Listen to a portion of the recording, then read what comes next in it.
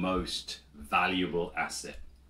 Your most powerful, most valuable asset you have in the universe, on this planet, isn't your muscles, right? Isn't your leg muscles, or it's this, your brain. It's a muscle. It's the most valuable muscle you have in the body.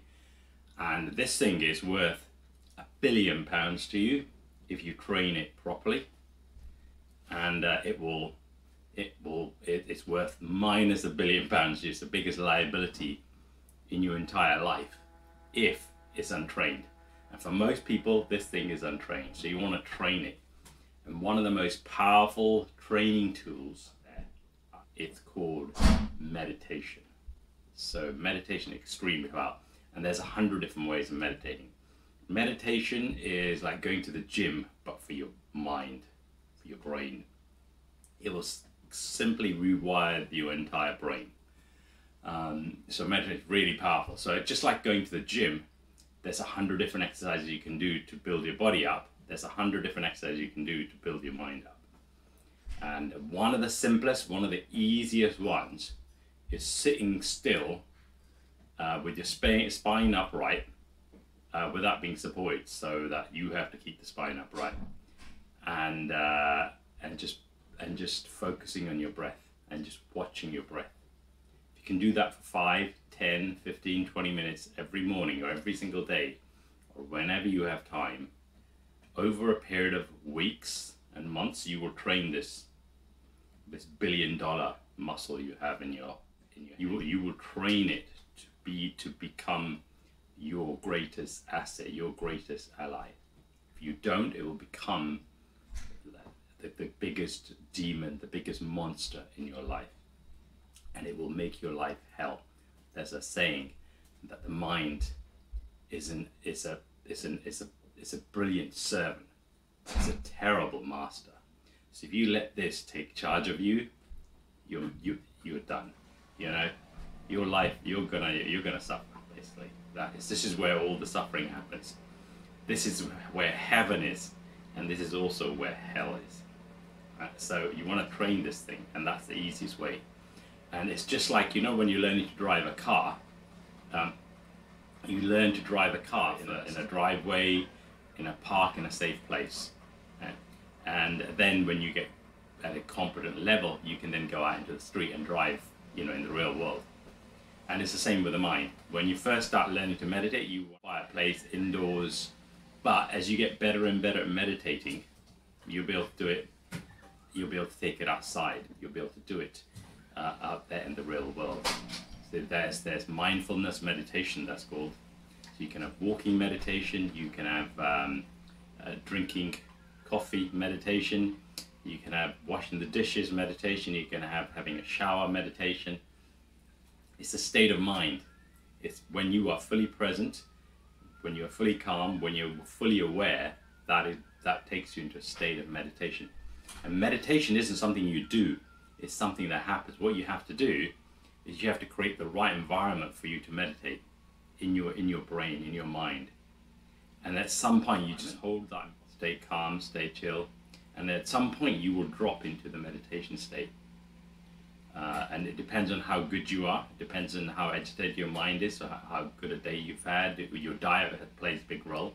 If you eat sweets and sugars and cakes and biscuits, it's harder for you to meditate, because you basically just make your brain go a bit loopy because it doesn't like sugar.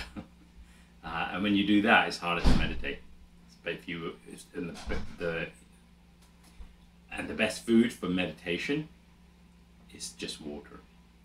If you just drink some water and you're in a fasted state, it's much easier to meditate. In fact, everything when you're in a fasted state is much easier to do. What else was it? Yeah, so this is the most powerful tool you have. Train it, and then it will serve you. And basically there's certain meditations like Vipassana, which is focus meditation. Vipassana is like in my experience, and I've done 5 Vipassanas now, and I've done loads of other different meditations. Vipassana is the king of meditations. Like Vipassana is the equivalent of taking LSD or mushrooms or any of the other psychedelics. Vipassana is like, you know, you will end up in a psychedelic state on a Vipassana 10-day retreat by day 4 to 6 or 7, depending on, you know, how much effort you put in. And it's like Vipassana is like sharpening, you know, your tool. So this is your tool, and meditation with Vipassana meditation is like sharpening that. So like if you're a surgeon, you want to, you know, do some work, and you have a blunt knife, it's not going to be such a good job. But if you're a really sharp knife, then you can do precise work, very precise, very delicate work. And this is it. And then remember, this thing is your greatest asset. This thing is worth a fully trained, fully aligned mind is worth $1 billion at minimum. And an untrained mind, a mind that has gone berserk, a mind that is not trained, a mind that is, you know, yeah, it becomes your biggest liability. It will drag you kicking and screaming into hell if you let it be the master. But if you become its master and it becomes your servant, it will carry you to heaven. And also with meditation, you have to do it on a regular basis, like every single day, 10 minutes or whatever it is. And it's just like building muscle. You don't go to the gym, because I get this a lot. You don't go to the gym, you know, lift a weight a few times and then look in the mirror and go, well, there's no muscle. This, because I come across people who say, oh, meditation, oh, I tried that, it didn't work for me. I'm like, what do you mean it didn't work for you? It works for everybody. And they go, yeah, I tried it a couple of times and it didn't work for me. It didn't work at all, so I just gave up. I'm like, what do you mean a couple of times? Like, one of the hardest things you can do is meditate, right? And that's the equivalent of going to the gym to build muscle, lifting a weight for a couple of days, for a few times, looking in the mirror and going, there's no muscle there. You know, building muscle doesn't work for me. That's how silly it is, you know. Building muscle doesn't work for me. My body's just not designed to build muscle. No, to build muscle, you have to eat right, you have to go work out, you have to work out, you know, daily. You have to work out for months.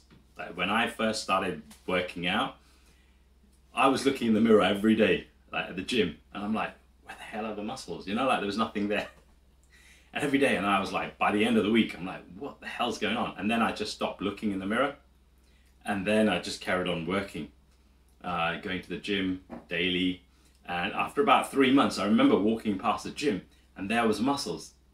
So going to the gym and meditation, it's like building muscle, but it's building like 0.5% a day, right? And you're not even going to see 5% or 10%. But if you keep going, month after month after month, regularly, daily, bang, bang, bang. After 6 months, you're gonna have muscles. And these muscles here, remember, this muscle is 1,000,000 times more powerful than this muscle. And this muscle, it's more powerful than all the muscles in your body combined 1,000,000 times. So train this thing. Train it every single day. Become the master of your mind, or it will enslave you. All right, that's it.